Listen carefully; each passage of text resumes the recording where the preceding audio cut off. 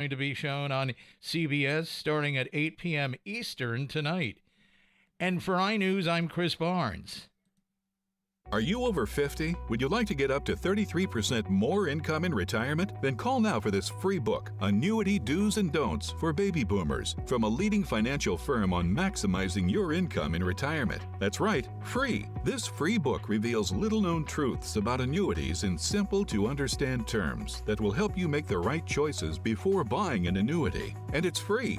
As a bonus, we'll also throw in a free annuity rate report summarizing the rates and benefits from financially strong insurers. Call 800-924-9607. That's right, Annuity Do's and Don'ts for Baby Boomers and Annuity Rate Report, both absolutely free for calling today. Call 800-924-9607. That's 800-924-9607. Sponsored by Annuity General. Producers have the appropriate licenses for the products they offer. Increased income is possible using strategies suited to your goals and may require buying multiple annuities and holding them full term. Recently on Food and Wine, Chef David Olson talks about his artistic approach to every dish. You know, if I'm using a lobster tail or a fish, for example, I do tend to think about the color, and I think we eat with our eyes first. And so as I'm constructing the dish, I'm thinking about the different things in a dish, the fattiness, the saltiness, the smoke, the acidity. I'm thinking about the textures within that dish and how I want items to complement and contrast. And as an artist, I also think about the way that a dish not only presents, but the array of color that's brought into that dish. I love contrast in a dish. I love complement in a dish. And there's a unique, like I said, there's a unique combination of subset that I seek in each dish that I plate, but flavor, texture, color, attacking all of our senses at one time. Food and Wine with Chef Jamie Gwen. Sundays at 5 on WCGO.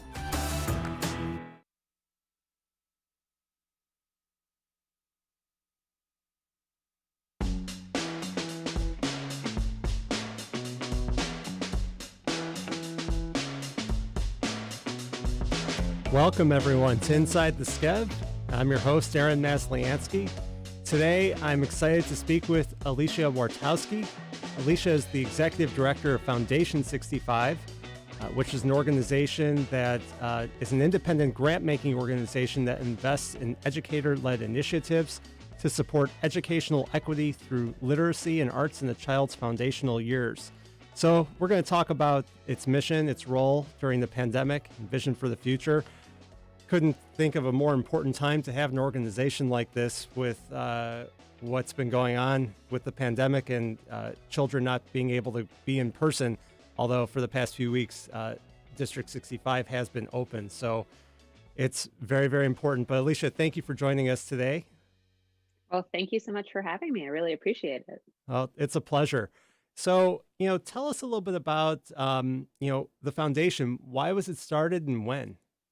Sure. So the foundation started over a decade ago, and I think it was a bunch of parents kind of sitting around the kitchen table saying, how can we better support our public schools in Evanston, knowing that that is a huge value of ours.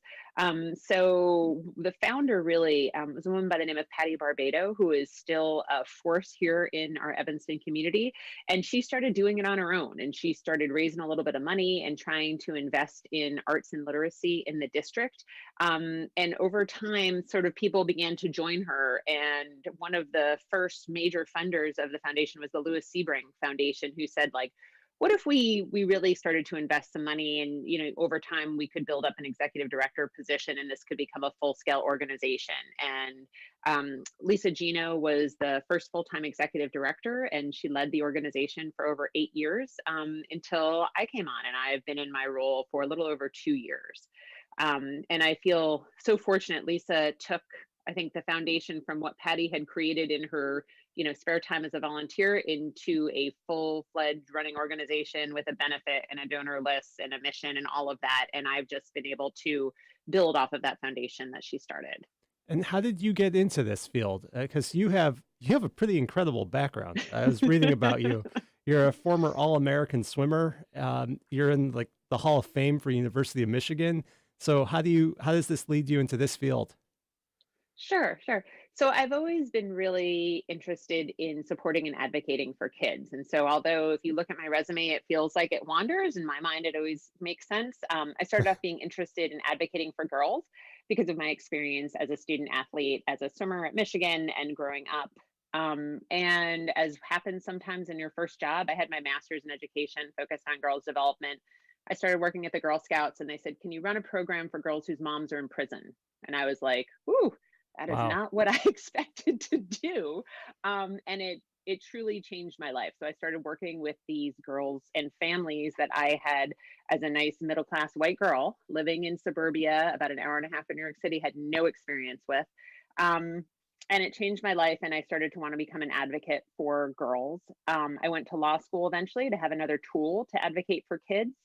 And then I ended up at Northwestern at the Women's Center, where I really started to focus my lens around racial justice in addition to gender equity, which had been part. And when the position came up to do this work with the school district and supporting it, I saw the idea of sort of funding, giving foundation money towards equity related work in the district to be very close to my heart and being able to support kids. Hmm. Well, I mean, you have the tool set, and obviously it's really, I think, making a lot of progress within the organization because of the work that you're doing. Um, what do you see is the most? Why is it so important for Evanston children to have this foundation? I mean, if somebody asks, doesn't the district provide a lot of these things already? What do you say to that? So I think that the district does a great job with the resources it has. I think one thing that we don't always realize is that the amount of money we have per pupil for District 65, our K-8 district, I think is $14,000 or $15,000 per student, whereas for the high school it's $19,000 or $20,000 per student. Now, a lot of that is in salaries. It costs a lot more to pay a high school teacher than it does a kindergarten teacher. And we could get into a whole analysis of gender as to why that's true. But the high school is supporting one building. The District 65 is supporting, 18 buildings or so. So clearly there's a funding differential. But I think especially when we look at the challenge that has plagued Evanston for generations, which is racialized educational disparities. White children in Evanston are, according to Sean Reardon's research, and he's a researcher out of Stanford, are the highest achieving of any school district in the nation. And Black children are 4 grades behind. And so when you think about that, what I think about is what can money do to address that disparity?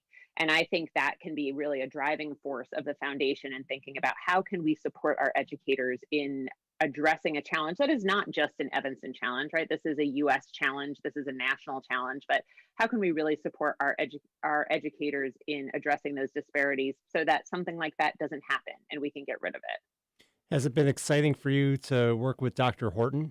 I had him on the show a few weeks ago, and obviously I think his mission aligns very much so with the foundation's. Yeah, so I think it's so exciting. I have to say, as a foundation, we've mostly said, like, we know you have a lot on your plate. And so just only even the past few months have we been connected a little bit more with him. And, mostly I didn't want to get in his way. I knew he was juggling about 10 balls, none of which had been done before. But as he starts to roll out things like his teacher residency program, and obviously he's been just a really strong advocate around equity, I think there's going to be a lot of really natural collaboration points as we go forward. Yeah, no, I could definitely see that there's a lot of collaboration points. Some of the things I want to know about are some of the programming that you guys run, and how you collaborate with the schools. How does that work? Yeah, so I think one thing I love about my board is that there are current and former educators. So there are some District 202 ETHS educators. We have an educator from District 219. We don't have any District 65 educators. But because we have educators, they are very clear that, like, we are not going to go tell teachers how to do their job. And we have, like, the children of educators. We have a board member who's like, my dad was a superintendent. If I learned anything, it's that, like, I, as a community member, am not going to go tell a 25-year teaching veteran how to do their job. What we believe in doing is empowering educators and giving them the funds to do what they need to do. And so that has been exciting. And we know that we need to have a strong collaboration with the district. And so that is from the top, from meeting regularly with Dr. Horton to a really strong relationship that I have with Dr. Elizabeth Cardenas Lopez, who's the director of literacy. And she and I talk regularly about what sort of support to empowering classroom level teachers, to say, like, do you have that idea that you've always wanted to do and you don't need a whole lot of money to do it? Or have you already been doing it and you've been paying out of pocket? That's what we want to support you to be able to do. Do teachers pay out of pocket in order to be able to do some of the programs that they want to do with their students? Of course, teachers are constantly paying out of pocket. When you go into a classroom and you kind of look around and see the things that they're doing, they're often paying out of pocket. There's even tax deductions. I was reading something the other day, you can deduct $250 as an educator every year just for the money that you're paying out of pocket to support your classroom and the work that you do as an educator. So it depends on the school district. Some of them you're buying your own staplers. Some of them you're supplementing with books. Some of them you're buying, the treats and incentives for your reward charts.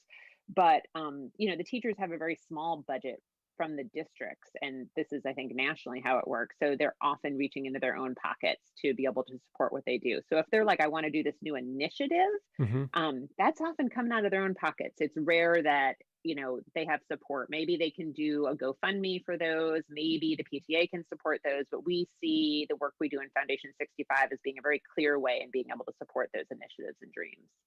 Yeah, that seems kind of messed up, though, that teachers have to do that. And yeah, exactly. I mean, it would make sense that I know that budgets are tight, but it looks like, Evanston's going to get a good amount of money from the stimulus bill that just passed, stimulus law. So hopefully there's a way to use some of those funds to help with education, because I know a lot of it's for economic development, which we need. And, you need businesses to be able to thrive, and then that pays your tax base. But having a good educational system and not having to be in a deficit type of situation or cut classes or cut the funding that teachers need would really make it a lot easier for people to have a great education. It's a selling point for the community. And, hopefully that will help replenish some of these funds, if that's possible. But yeah. I mean, how do you raise funds for, what's your annual budget? Yeah. So last year we were able to raise about $450,000, and we budgeted to give away a little over $200,000. And so we raise our money in a bunch of different ways. We do a fall appeal. So we send out letters to donors and potential donors just saying, can you support the work that we do? We do an annual benefit. In the past, it's been called My 65, and it's a big in-person 300 plus per event that is much more casual, I think, than many events. It's, like kind of barbecue and open bar and dancing, as opposed to round tables and chicken in a ballroom. This year, we shifted to doing 2 virtual tastings. So we did a chocolate tasting with local vendor Noir de Ben, and then a wine tasting with local vendor The Wine Goddess. So that's a big chunk of our giving. And then in the spring, and we're starting to gear up for this, we do Honor a Teacher events. And so that is during Teacher Appreciation Week, which is the first week in May. And it allows parents or community members to just say thank you to a teacher that they feel like has done a lot. And so they make a donation, and then the teacher gets a card saying, like, Aaron made a donation in your name and just wanted to tell you that you're doing a great job. Keep it up. So we just try to give teachers a little bit of light to show them that they're being recognized. Oh, that's pretty beautiful that you do that.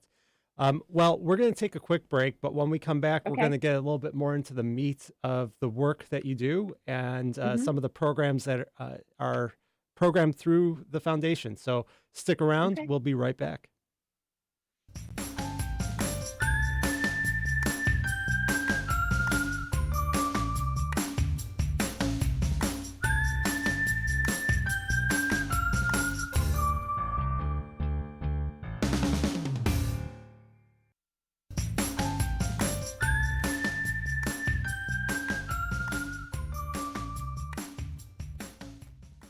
Mortgage rates have reached record lows recently. If you see homeownership in your future, the future is now. Think of Beth Lewis at Cross Country Mortgage as your personal mortgage shopper. She'll sort through racks and racks of home financing options until she finds exactly the right style and fit for you. She'll get you pre-approved to give you an advantage over other buyers, and she'll close your loan quickly with a highly efficient process driven by advanced mortgage technology. In 2020, Beth closed over $294 million in loans in 883 separate transactions. Beth will be here for you too, because helping people get mortgages is what she does best.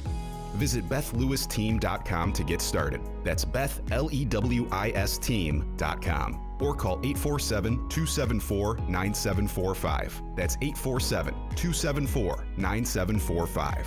Cross Country Mortgage LLC, NMLS 3029, www.nmlsconsumeraccess.org. Equal housing opportunity. Illinois Residential Mortgage Licensee. Reading, writing, and math are a struggle for a lot of young students. At BrainLinks, we know those skills are what paves the way to independence and success. Our specialists will help your child develop the habits they need to make sure they strive, not only in class, but out in the world in general. And of course, for everyone's safety, our lessons are done completely online. For more info on our team members and to schedule your initial consultation, visit BrainLinksAcademics.com. That's BrainLinksAcademics.com.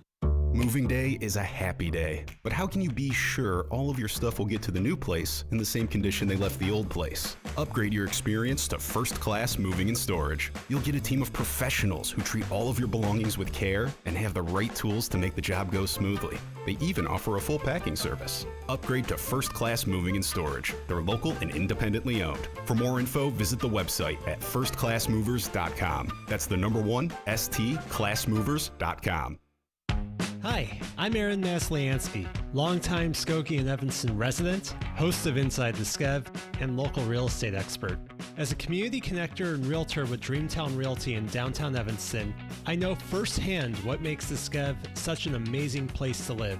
When I'm helping my clients buy and sell properties inside of the Skev or out, I'm doing it with the best technology and support team behind me at Dreamtown.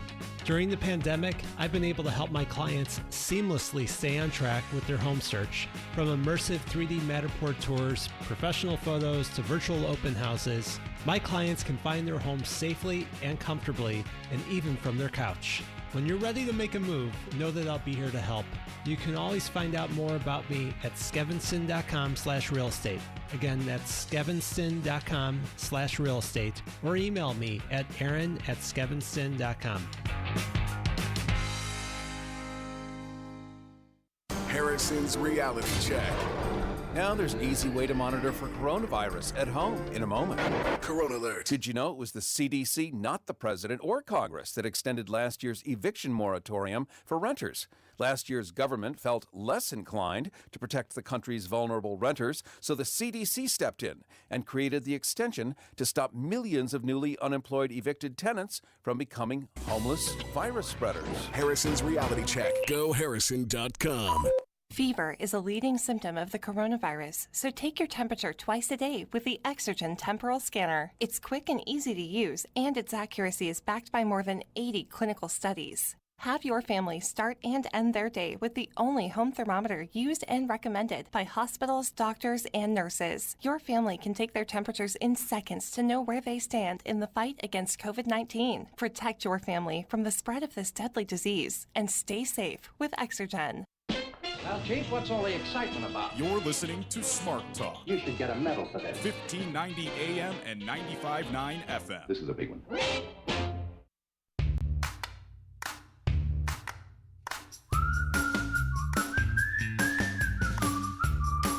Welcome back, everybody. It's Inside the Skev. We're speaking with Alecia Wartowski, the Executive Director of Foundation65. And we were just talking a little bit about some of the programming that the foundation puts on, because foundation really supplements a lot of what the district does and coordinates and works a lot together with them. But Alecia, what are some of the examples of the literacy and art programs that you put on? Sure. So we have 3 levels of funding that we do every year. The first level is our strategic grants, and those are often in collaboration with district administrators. And I'll tell you about that in a second. Then we have engagement grants that often reach across the district. And then we have change agent grants, which are really educator, teacher, classroom-led grants. So I'll give you an example of each one. So at the strategic level this year, we've been really excited to support an initiative where we're supporting classroom educators to get their master's in reading or their literacy endorsement.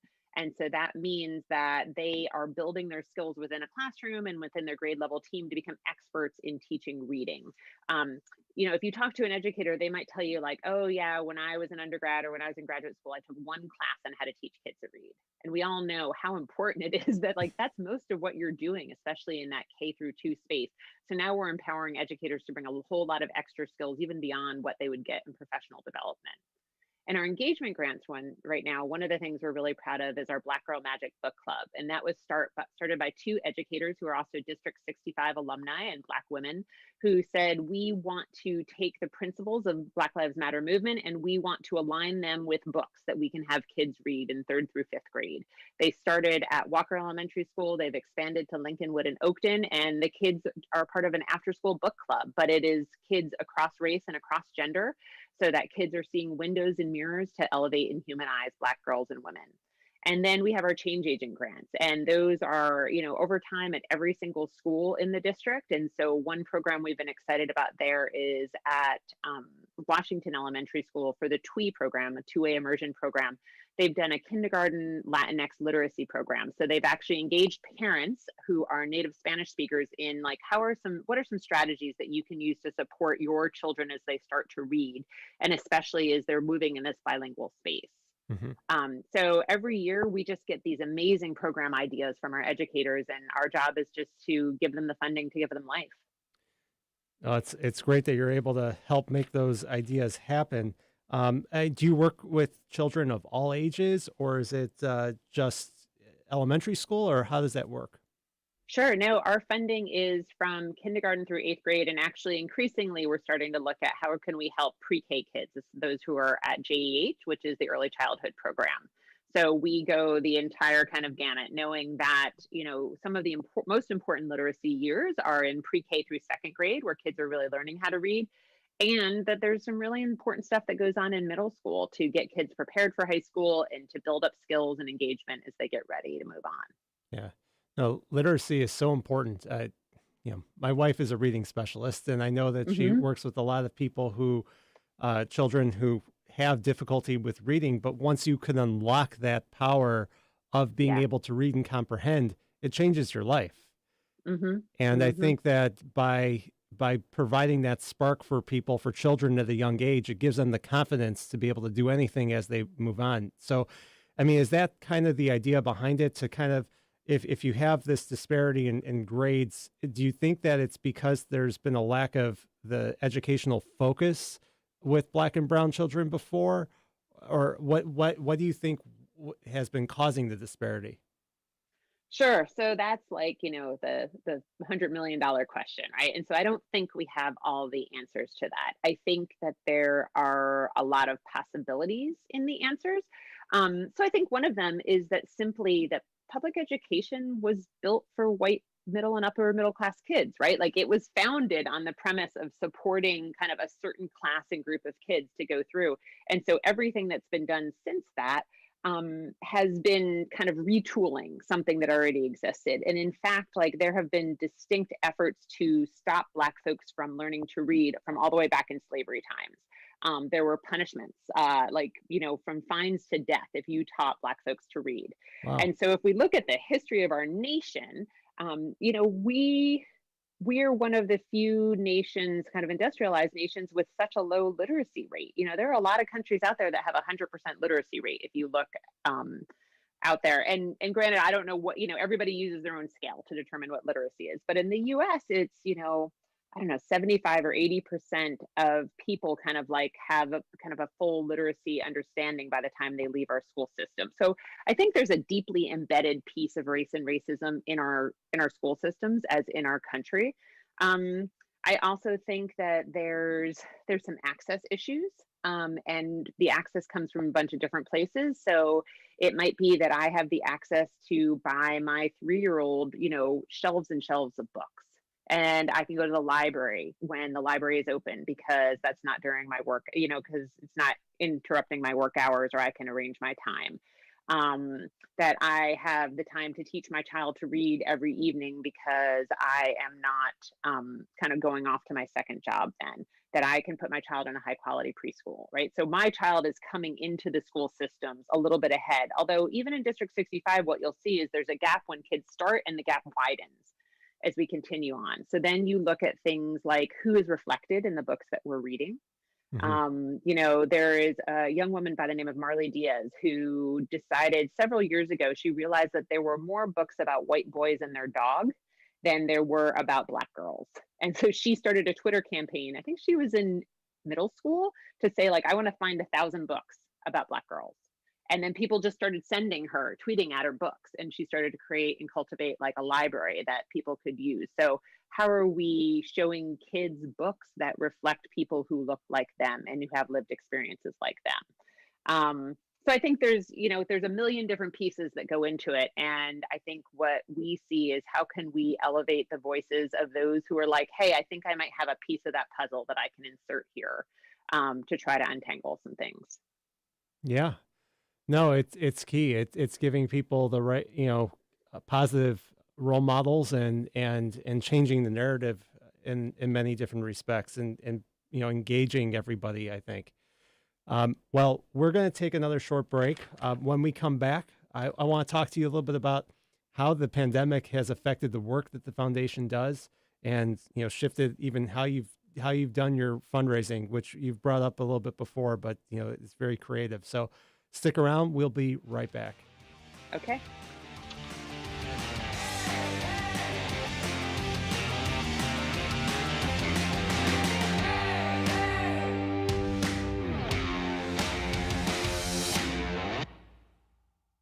Mortgage rates have reached record lows recently. If you see homeownership in your future, the future is now. Think of Beth Lewis at Cross Country Mortgage as your personal mortgage shopper. She'll sort through racks and racks of home financing options until she finds exactly the right style and fit for you. She'll get you pre-approved to give you an advantage over other buyers, and she'll close your loan quickly with a highly efficient process driven by advanced mortgage technology. In 2020, Beth closed over $294 million in loans in 883 separate transactions.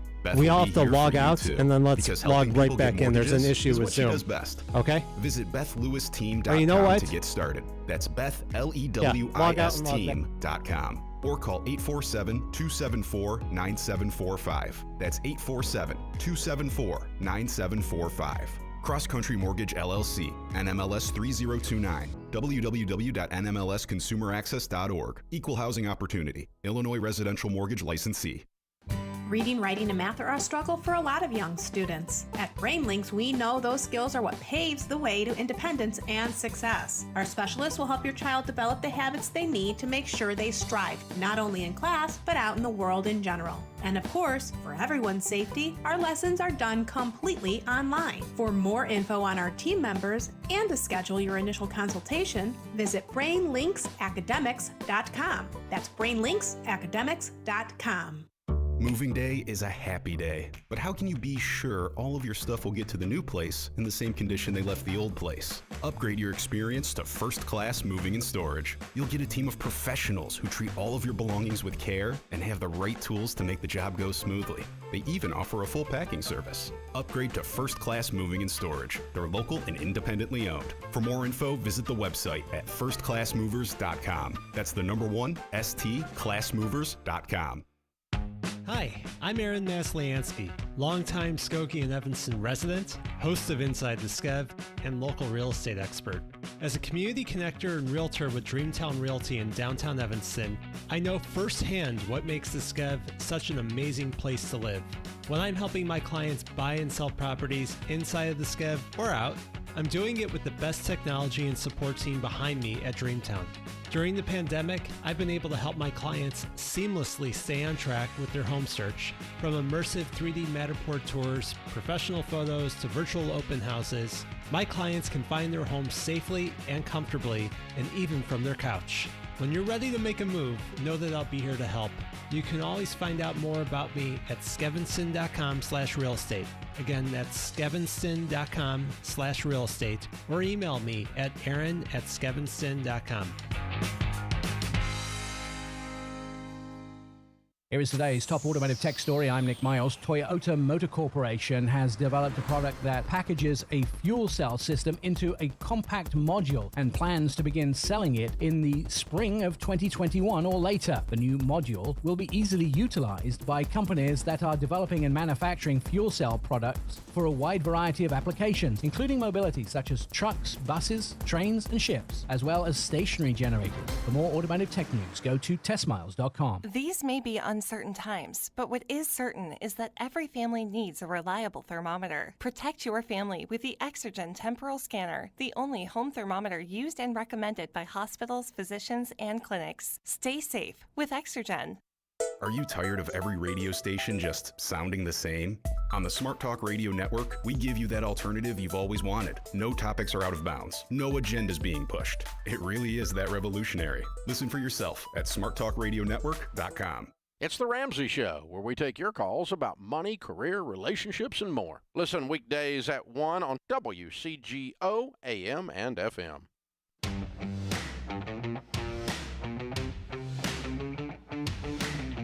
Welcome back, everybody. It's Inside the Skev here with Alecia Wartowski, and we've been talking about Foundation65, which she is the executive director of. And what a year to be executive director of an educational foundation. My God, what's it been like during the pandemic?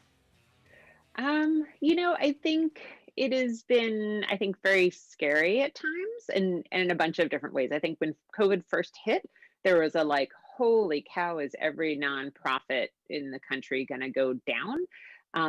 And then this community stepped up. I have to say that, I have to be so thankful for the ways in which our community members, when we put out asks, and I would say they were very soft asks, we said, this is what we're doing. Our board sat down and said, what do we need to do in this moment that's not budgeted for, knowing that we have no idea if we're going to bring in any money next year, but we have major donors that work with us every year. And they gave us a little bit of financial stability so that we could say, okay, let's do some investments.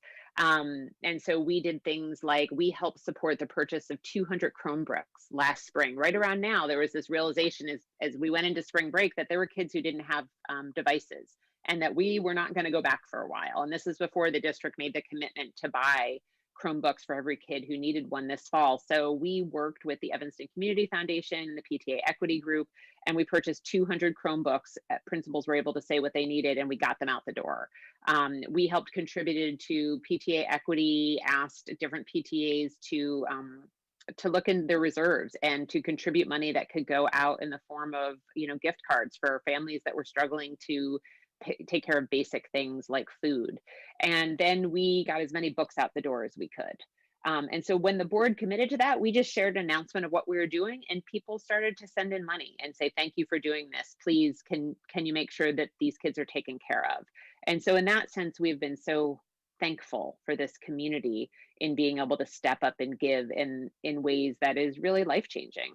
Yeah, it's really amazing how much the community comes together. I've talked to people at the Evanston Community Foundation on the show, and just other organizations where Connections for the Homeless. I mean, a lot of people really came through to help around the town here. It's really incredible.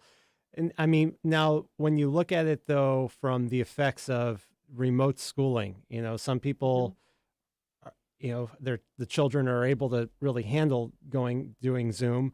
For some, it's very, very challenging, especially people with special needs. I think it's been a lost year. So how do you think about programming for, dealing with that gap? Yeah. So I think the immediate response we had is when we were working on our budget last spring, what we said is that we have no idea what's going to go on next week, no less in the fall. And so we usually make all of our funding decisions in May for the following year. And I advocated with the board and said, can we instead set aside an amount of money that we can kind of give out in the moment?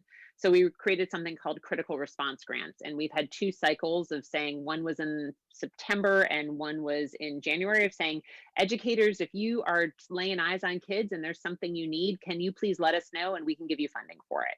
And so we've given out a whole bunch of money for that. And it's really ranged, because at the same time that the pandemic was going on, we've also had this racial reckoning in our country. So for example, at King Lab, they decided to do a group read with all seventh graders, I believe, of the book. This book is anti-racist.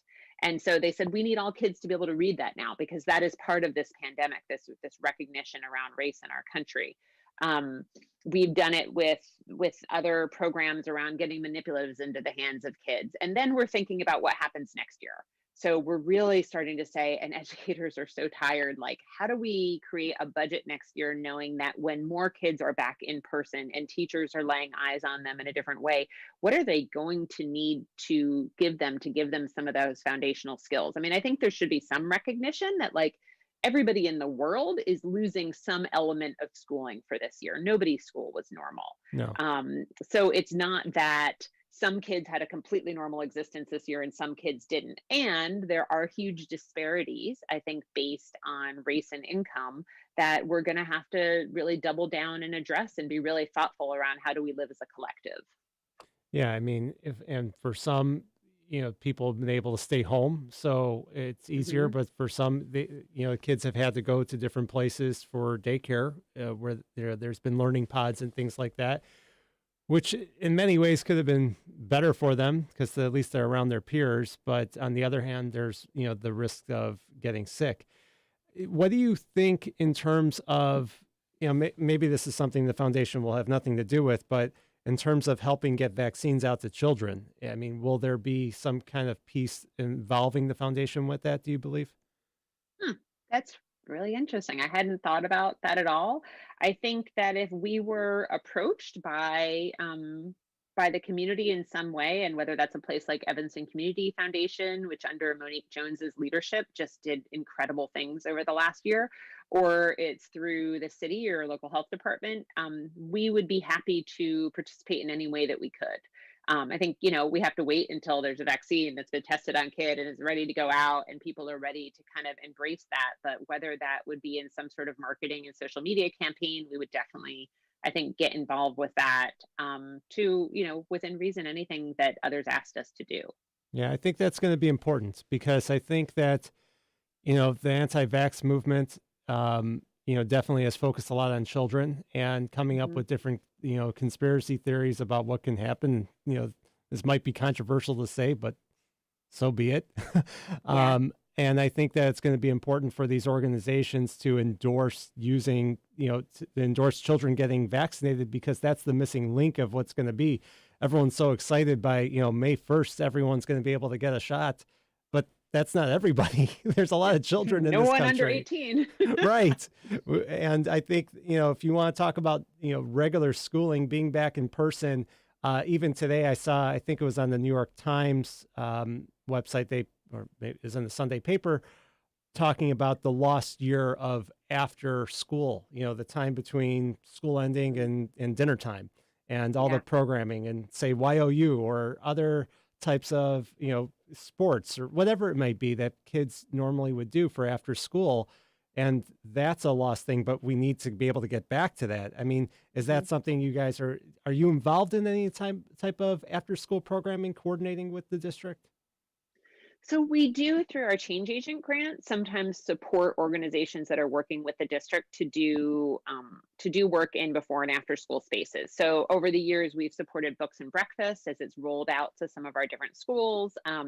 We have supported bringing in maybe teaching artists to work in an after school space. I don't know if we've directly given to a place like YOU or Metro Squash or, a place like that. We do try to work really significantly with the school district. And, we continue to sort of firmly say, like, you have to have a relationship with the school district in order for us to support you, because we know that educators have no other route to get money, whereas nonprofits, like, there's lots of different funding sources that they could go to kind of support the work that they're doing. Yeah. And to talk about that with fundraising, were the virtual events that you put on, the chocolate tasting and the wine tasting, were they comparable in terms of how many the net dollars that you brought into something that you would have done in person? So it was less, which we're not totally surprised by, but we were pleasantly surprised by how much we were able to bring in. Over $100,000 which was exciting. But I will tell you that we made over $150,000 our last 2 year for our in-person benefits. So I think we need to look at like, well, how are we thinking about kind of making up that money, and how are we thinking about moving forward? Because I'm not convinced that we're going to be able to have a 300-person in-person event next January. So do we do 2 events? We're 1.5 person staff. So it's me and a part-time office manager. So putting on, multiple major benefits a year is a pretty heavy lift. But I think we have to think about what that looks like, because I think our benefit is a huge source of revenue for us every year. Yeah. Do you foresee doing a type of like a hybrid? Yeah, I could definitely see that. And there was something that really resonated with people in doing the chocolate tasting, because they could do it with their kids. And so I think that we could think about, especially given that we are an education-based foundation, is there something that people might want to do with their kids to do in a benefit sense? I would say the one thing that the virtual benefit did this year in an amazing way was really expanded our base of people who knew about Foundation65. We've had more new donors this year than in any previous year. And so that's new people being exposed to the foundation, learning about it, and hopefully understanding our mission and feeling like they buy into it. Yeah. Well, I could just foresee some type of event, maybe even this summer, where you do another wine tasting or chocolate tasting or something like that with some of the Evanston or Skokie businesses, and do it outdoor. And I think that there's a hunger for people to get together. And, if everyone who's there is vaccinated and it's outside, it's probably, no risk really at that point. And, get some people a little get some drinks in them and maybe put some more money into the foundation's pockets. Wouldn't be a bad thing. I think that definitely helps with the giving. And the chocolate tasting, people maybe were not as loose with their wallets during the ask part, because, we weren't a few drinks in. Exactly. You got to get them in there. But I see a lot of interesting types of things. And, what the challenge of the pandemic has done is it's forced people to be creative with how they go about things and how they fundraise and how you do your programming. So I'm excited to see what you guys put on. Well, thank you. Yeah. I think when I think from an educational justice standpoint, those who have been in the justice world have often said that in order for us to work towards real justice, we kind of have to knock over the table and we have to start over in a lot of ways. Well, I feel like the pandemic knocked over the table, and then the murder of George Floyd kicked a bunch of the pieces under the rug. And so we really have this opportunity to start to rebuild our educational systems in ways that I don't think we would have imagined possible 2 years ago. What my hope is... I'm sorry to cut you off, but we're going to go to break. We'll be right back in just a couple minutes, and stick around. Okay.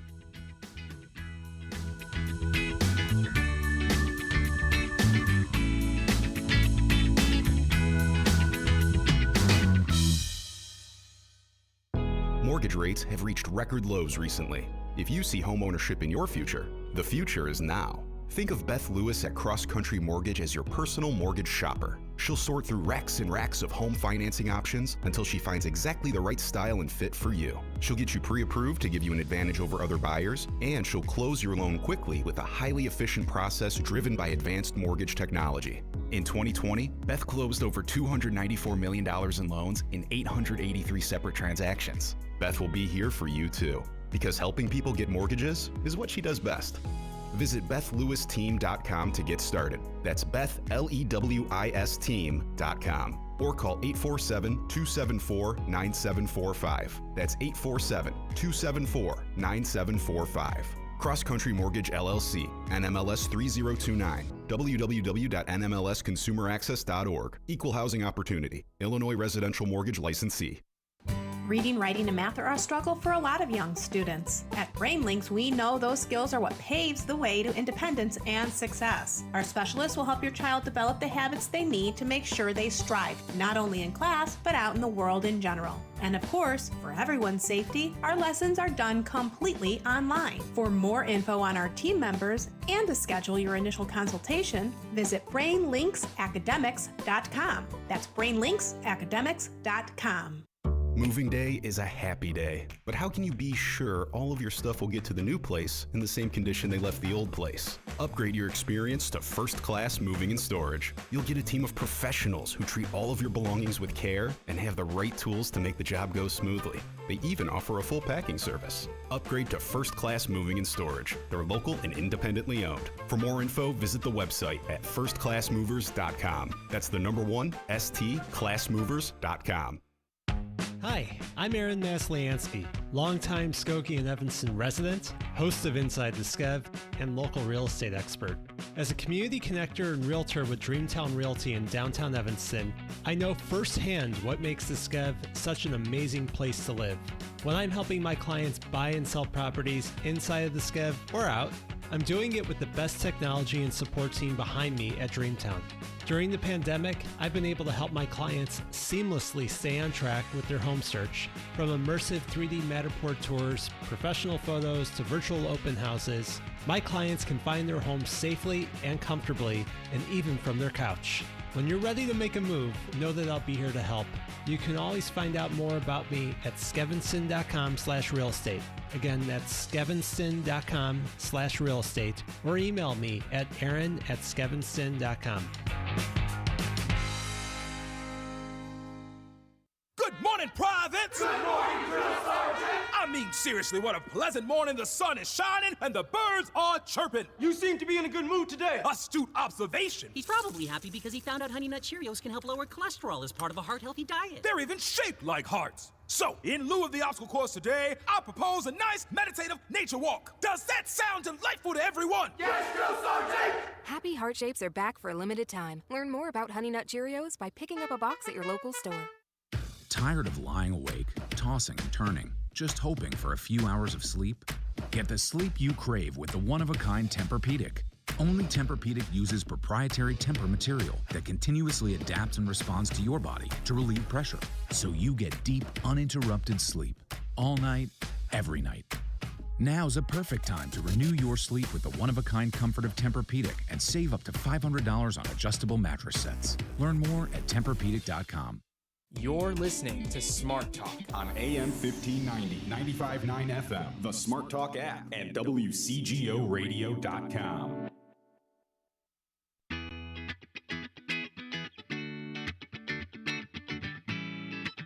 Welcome back, everyone. This is Inside the Skev, and we've been talking this past hour with Alecia Wartowski from the Foundation65, and we've talked a lot about the different programming that they put on and how they've adapted for the period that we've been in.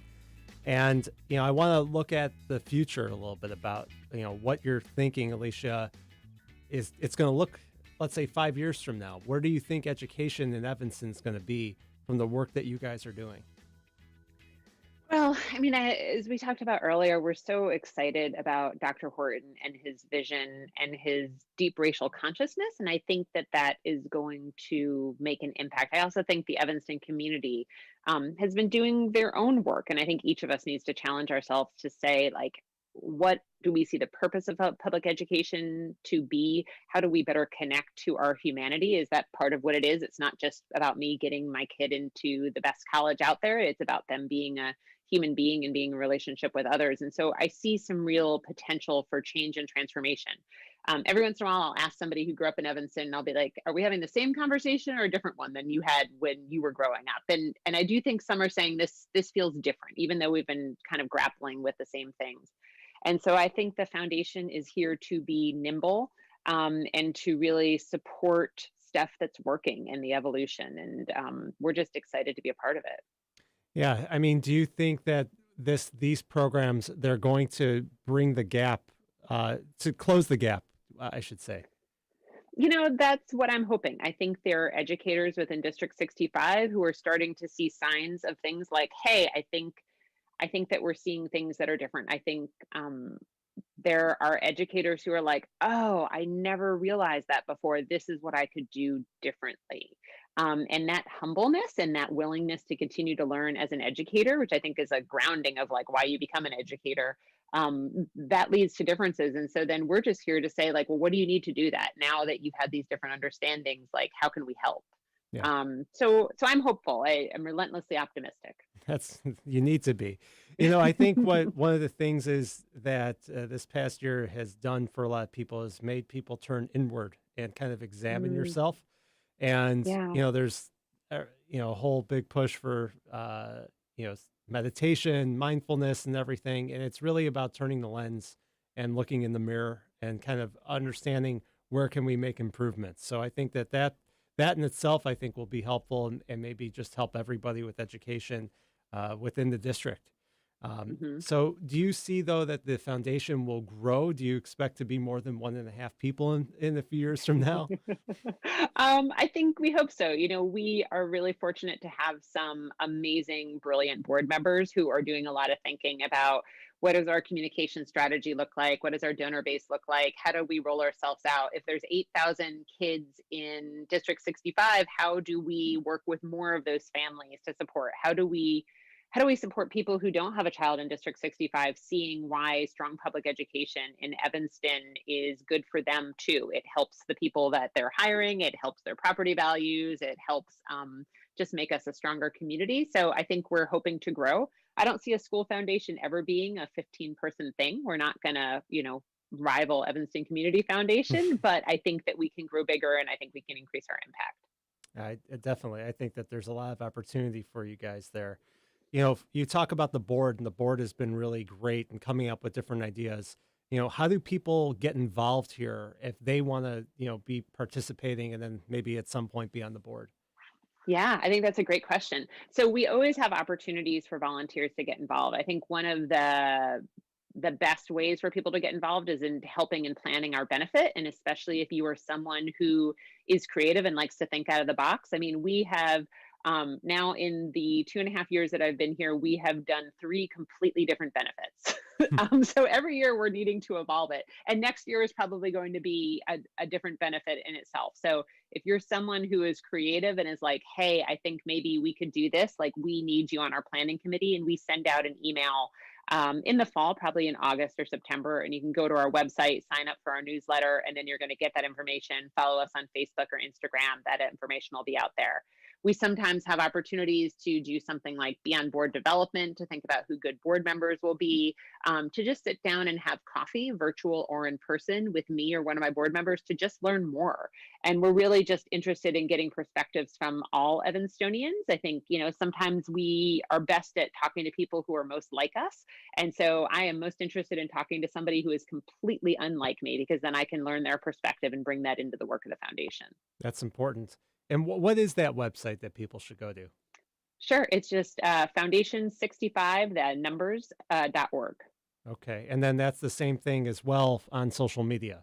Yes. Yeah. And have you gotten to meet a lot of different people that you would never have met over the course of the year, even with things being virtual? Yeah, I mean, I think that it's amazing who is willing to have a conversation and who is able to talk. And even some work that I did with a colleague last fall around educational justice, we just pulled in a really diverse group of people who were committed to education in Evanston and said, let's think about what educational justice looks like here. And so getting to know them on a much more personal basis and to being able to do some really good work around kind of connection and perspective building was powerful and built relationships that I didn't have before. Yeah, I mean, did you kind of think a year ago, like, oh my God, like everything's going to be stopped? That like, how am I actually going to do this? And then it just completely, surprised you? Yeah, I think so. I think that like my work has changed, but in really good ways, because you start to realize like, how do I want to spend my time? Where do I want to invest those things? How do I be really clear? Because I think there would be days that you could doom scroll all day and get nothing done, right? Sure. And you needed to say like, what do I have control over that I can make an impact on? Yeah, I think that's the key. And I think that it's great that there's this organization, Foundation65, where you could, and community members can put those efforts in. Mm-hmm. Yeah. And I will say, like, I will have coffee with anyone. Like, I have had people connected with me because they want to talk about the reading curriculum, and I am not a reading specialist, and that is not my expertise. And I can think through and understand what somebody has to say about the reading curriculum. I have people who are like, well, can I talk to you about this piece of art? Can I talk to you about this that's going on in the district? Can I share my perspective? Like, yes. Like, let me be a vessel to be able to take all of those in, because then I can have conversations with others and share that perspective. No, that's so important. So again, foundation65.org, and you are on social media, Foundation65 on Facebook and LinkedIn? Instagram and LinkedIn, yes. Instagram, okay. And you guys always are posting updates about what's going on, your different programs. I mean, definitely do the chocolate and wine again. I think that's... Okay, we will do more chocolate and wine. Yeah, who doesn't like chocolate and wine? And do it in person when you can. Absolutely. Yes. Well, Alecia, I love what you're doing. I appreciate you coming on the show today. You're welcome. And, I think it's just great to share the different types of things that community members are doing around town. And, and it really illustrates how much people are committed to making sure that the future of this community is bright. And, I think that it's important to support Foundation65. And for those who want to check out more, go to skevinston.com. I've got all the previous episodes there and more information. But thanks for listening. Have a great Sunday. See you next week. Thank you, Aaron. You're welcome.